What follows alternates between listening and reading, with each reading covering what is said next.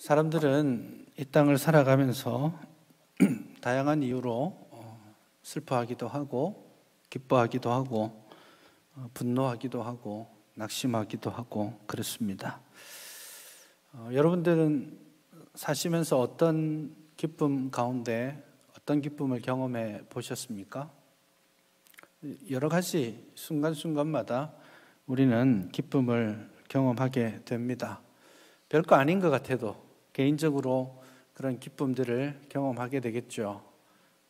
집에 생활하는 가운데서도 기쁨이 있기도 하고, 또 인생의 어떤 특별한 시간들이 왔을 때에 입학을 한다든지 졸업을 한다든지 새로운 직장을 가지게 된다든지 그런 기대가 생길 때에 우리는 기뻐합니다.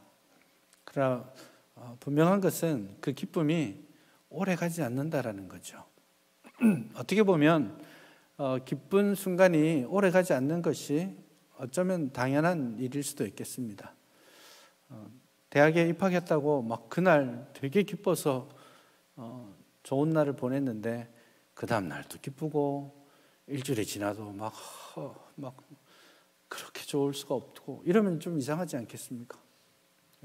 그날 기쁘고 그 다음 날 조금 기쁘고 그 다음 날 되면 일상의 시간이 돌아오고 사실은 이제 입학해서부터 생길 여러 가지 일들을 걱정하기 시작하는 게 사람의 모습이죠. 마찬가지로 영적인 부분도 그런 측면이 있습니다. 어떤 특별한 하나님의 은혜와 하나님이 주시는 평강이 있을 때에 그거를 그 순간에 아주 감격해서 기쁘게 그것을 경험하고 누리다가 근데 하루가 지나고 이틀이 지나고 보면 하나님이 주셨던 그 기쁨이 어디론지 사라져버리고 없다라는 것을 느끼게 됩니다. 제가 처음 그런 말로 표현할 수 없는 기쁨이라는 게 정말 있구나라고 느낀 적이 있습니다. 성령께서 만져주시고 역사하시는 것이 이런 건가? 이런 경험들을 제가 이제 유학 가기 전에 또 서울에서 사역할 때 그런 경험들이 좀 있었는데요. 그때는 정말 이상했습니다. 그래서 정말 그 독수리의 날개친 것 같이 막 일어난다라는 게 달려가도 피곤치 않다라는 것이 정말 이런 것인가? 그런 놀라운 말로 할 수 없는 경험이었어요. 근데 잠을 잘 수가 없었어요. 자고 일어나면 이 말할 수 없는 기쁨, 막 물밀듯이 밀려오는 이 감격과 평안, 감사, 이게 자고 일어나면 사라질지도 모른다라는 그런 두려움 때문에 정말 밤늦게까지 잠을 못 이루고 앉아 있었던 그런 경험이 있었습니다. 자고 일어났더니 어떻게 됐을까요? 진짜 두려움 그대로 사라졌습니다. 그리고 일상으로 돌아왔죠. 그게 세상에서 주는 기쁨이든 또 영적으로 누리게 되는 그런 기쁨이든 우리가 누리는 기쁨 이것이 쭉 가지는 못한다라는 것이 현실인 것 같습니다. 마찬가지로 삶의 모든 영역에서 누리는 기쁨들이 다 그러합니다. 아이를 출산했을 때 얼마나 말할 수 없는 기쁨이 있죠. 그런데 그 아이를 키우면서 누리는 즐거움도 있지만 또 한편으로는 아이를 키우면서 내가 이러다가 열받아서 죽지 하는 생각이 나는 순간들도 순간순간 나타나게 되죠.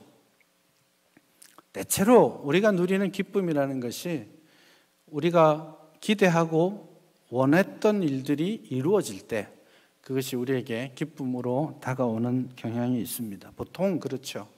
그래서 소망했던 어떤 것들이 이루어졌을 때, 원하는 만큼의 수입이 생겼을 때, 혹은 공부했는데 그만큼의 결과가 나왔을 때 이런 것들이 기쁨의 요인인데요. 오늘 시편 기자의 이 시편을 보면 전혀 상반된 형태의 기쁨을 이야기하고 있다라고 볼 수 있습니다. 이 시편 기자는 대단히 깊은 절망과 곤란의 시간들을 지금 보내고 있습니다. 이 기도를 하는 동안에도 이 시편 기자는 대단히 힘든 현실 가운데 있습니다. 상황도 힘들고 그 상황을 지켜보는 사람들의 딱한 그 눈초리도 대단히 힘들어요. 그래서 홀로 지금 딱 하나님 앞에 서 있는 그런 모습인데, 그런데 그가 이 곤란 가운데서 확신에 찬 신뢰를 바탕으로 하는 기쁨을 이야기하고 있다, 이런 것이죠.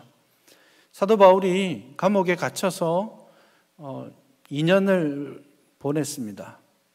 사실 나이가 60이 되어서 2년을 감옥에서 보낸다라는 것은 대단히 마음으로 힘든 시간이죠. 그 시간 동안 자신을 따랐던 많은 사람들이 자신을 버리고 도망갔고, 빌립보 교회를 본다면 자신이 복음을 전하고 키웠던 사람들이 자기를 내몰고 시기하고 미워하는 그런 반응들을 보이고 있을 때 마음이 얼마나 힘들었겠습니까? 그랬는데 사도 바울은 빌립보서를 기록하면서 기쁨이라는 단어를 그 짧은 4장 안에 16번이나 사용하면서 기뻐하고 또 기뻐하자, 그렇게 말씀하고 있죠.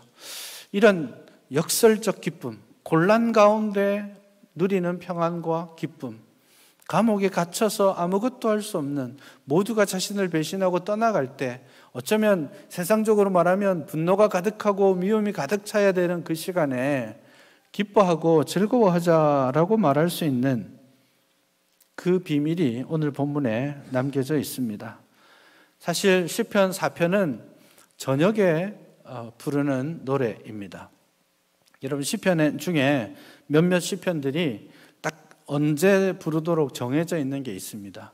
그래서 이것은 안식일 날 부르는 노래, 이것은 안식 후 첫날 부르는 노래, 이것은 둘째 날 부르는 노래, 이게 정해져 있는 게 있어요.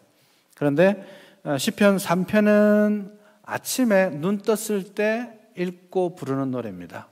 그래서 아침에 눈을 떴을 때 시편 3편을 부릅니다. 그래서 5절에 보면 내가 누워 자고 깨었으니 여호와께서 나를 붙드심이로다, 이런 표현들이 나오죠.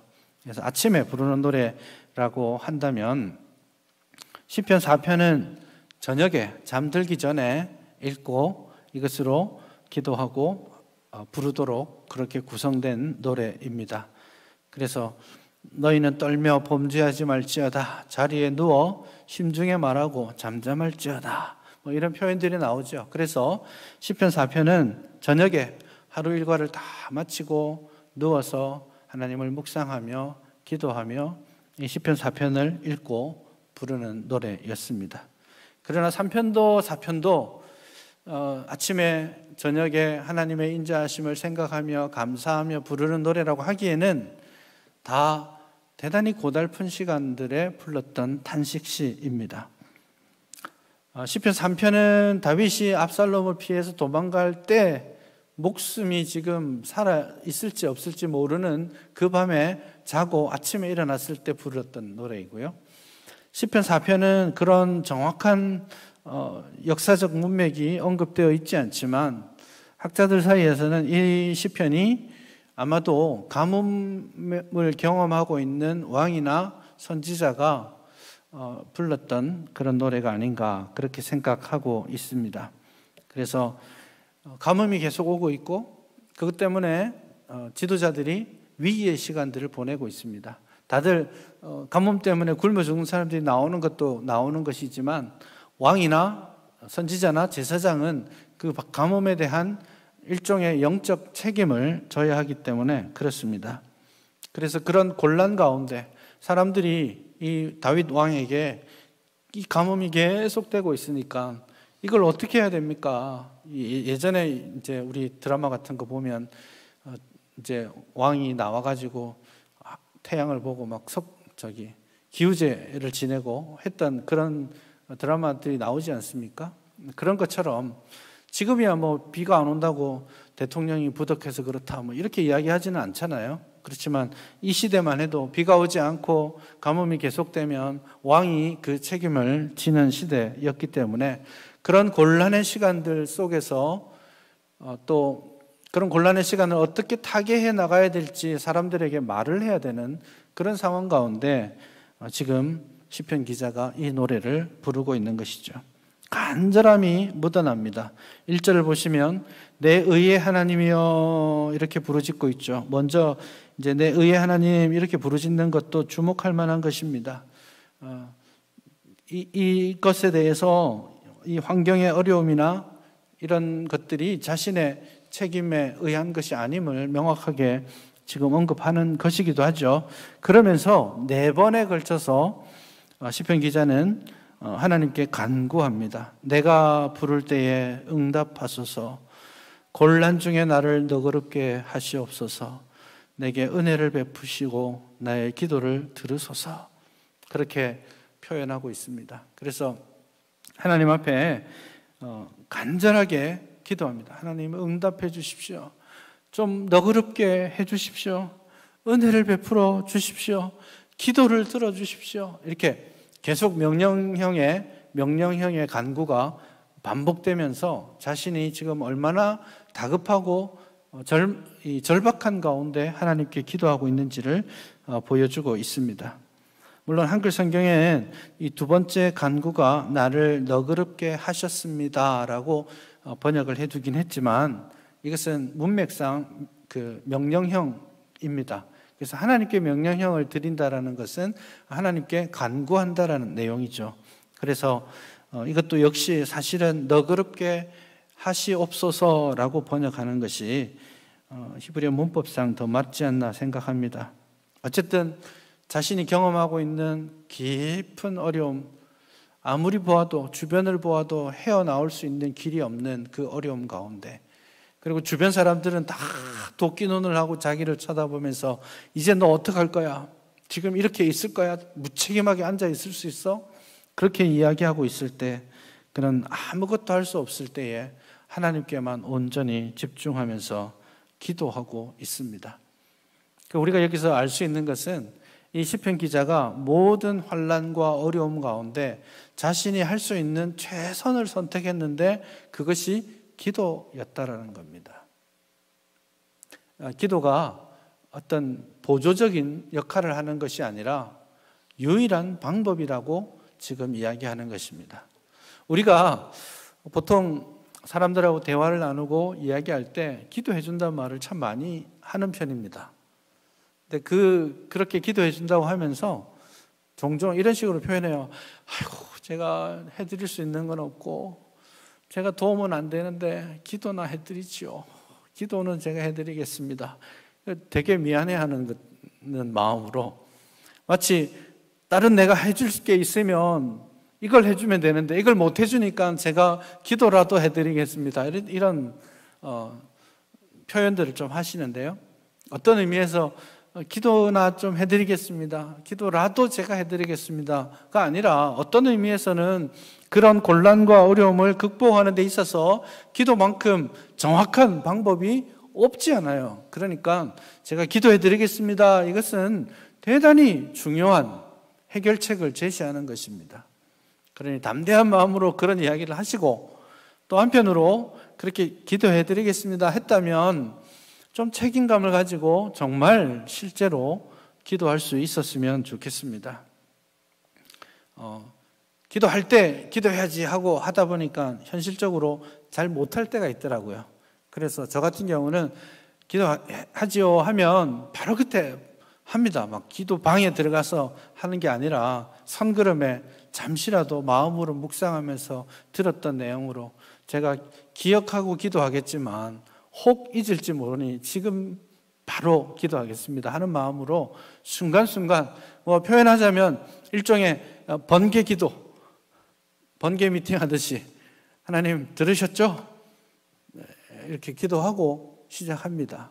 어쨌든 기도하겠습니다라는 것이 참 중요한 해결책이라는 것을, 최선의 방법이라는 것을 기억할 수 있기를 바랍니다. 이 시편이 되게 독특한 시편입니다. 1절에서는 하나님을 향해서 4번에 걸친 명령, 그러니까 그 간구를 쏟아내고, 2절에서는 자신을 비방하는 인생들, 아마도 관리들이 되겠죠.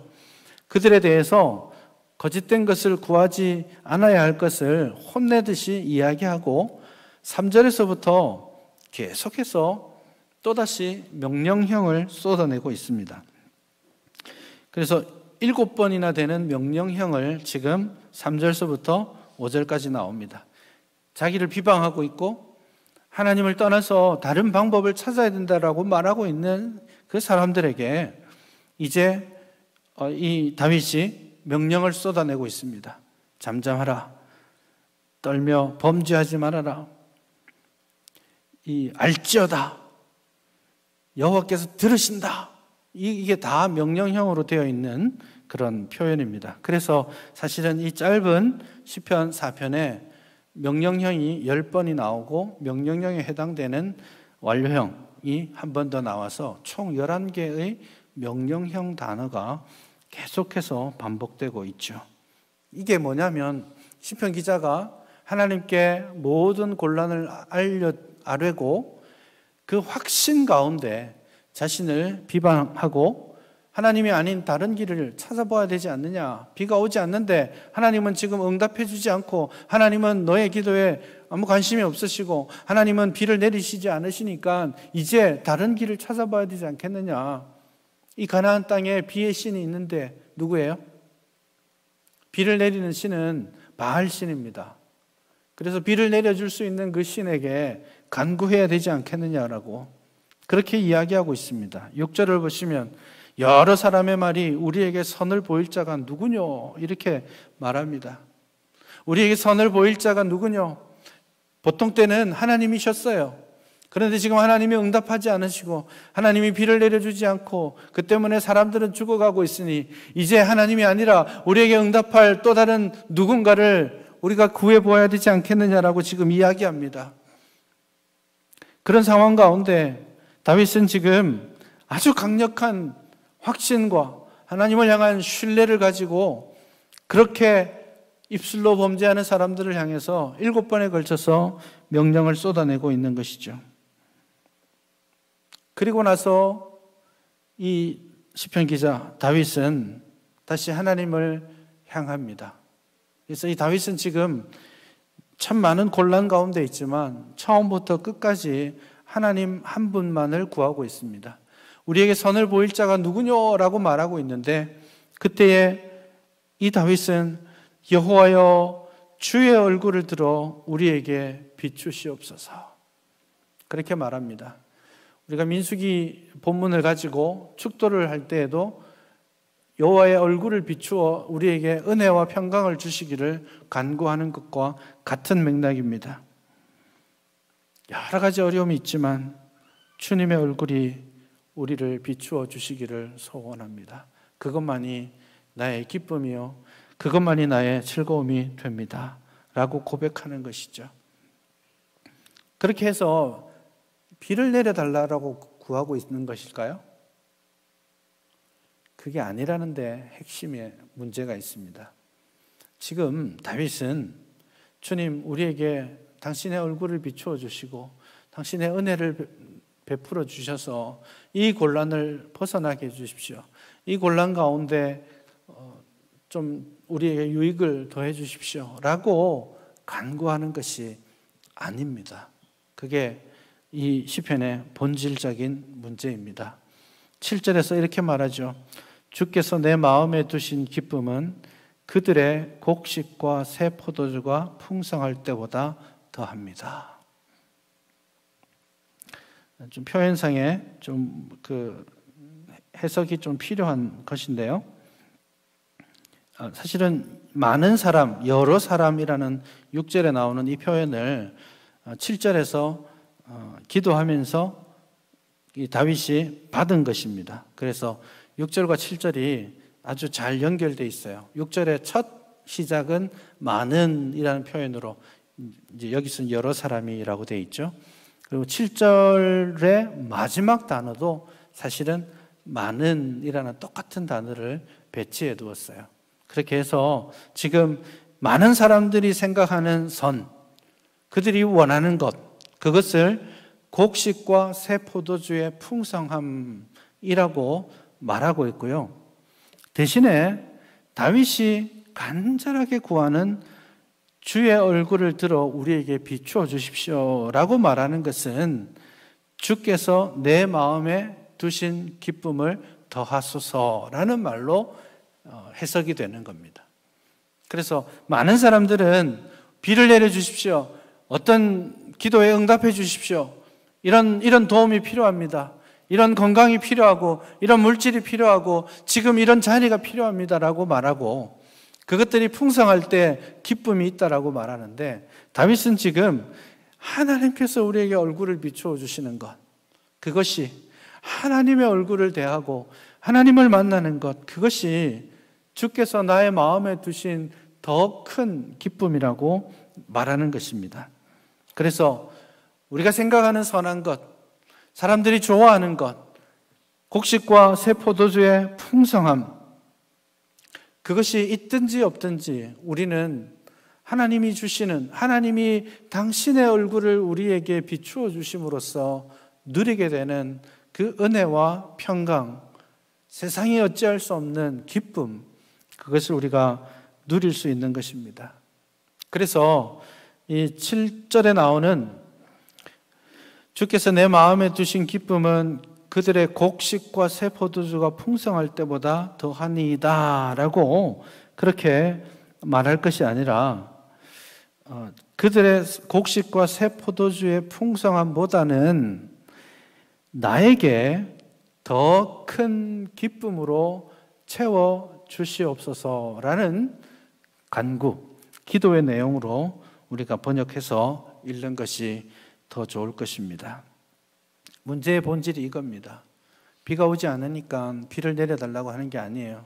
지금 내가 먹고 사는 것이 힘드니까 이걸 해결해 주십시오, 이거 해결되면 제게 기쁨이 오겠습니다라고 말하는 것이 아닙니다. 지금 주변의 대적들이 나를 향해서 여러 가지 험한 말들을 쏟아내면서 나를 괴롭게 하는데 그들의 목소리를 좀 감추어 주십시오 라고 지금 말하는 게 아닙니다. 거기에서 기쁨이 오는 것이 아닙니다. 거기서 곡식과 새 포도주의 풍성함이 주는 그 기쁨이라는 것이 잠깐 우리에게 주는 것이에요.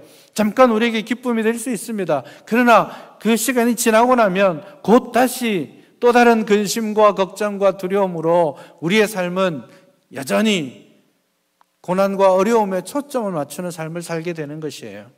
그렇기 때문에 정말 변하지 않는 기쁨의 근원, 살아계신 하나님이 우리에게 얼굴을 비추어 주십시오. 열매가 아니라 하나님 자신을 즐거워하게 해 주십시오. 하나님이 주시는 것에 관심을 가질 때가 많습니다. 아이가 어릴수록 부모님이 가져다 주는 것에 관심을 많이 가집니다. 신앙이 어릴수록 신앙생활을 하면서 하나님이 주실 유익과 은혜에 관심을 더 많이 가집니다. 그러나 아이가 어른이 되고 나면 아버지 어머니가 주시는 무언가가 아니라 아버지 어머니의 존재만으로 기쁨이 되는 것이죠. 뭘 주기 때문이 아니에요. 신앙이 더 자라게 되면, 하나님을 더 깊이 알아가게 되면 하나님을 아는 것, 하나님을 만나고 하나님께서 당신의 얼굴을 나에게 감추지 아니하시고 비추어 주심으로 말미암아서 그 자체로서 기쁨을 누리고 평안을 누리는 것입니다. 그래서 여러분, 초보적인 신앙에서 벗어날 수 있기를 바랍니다. 여러분의 기도가 초보적인 기도에서 조금 더 성숙해 가기를 원합니다.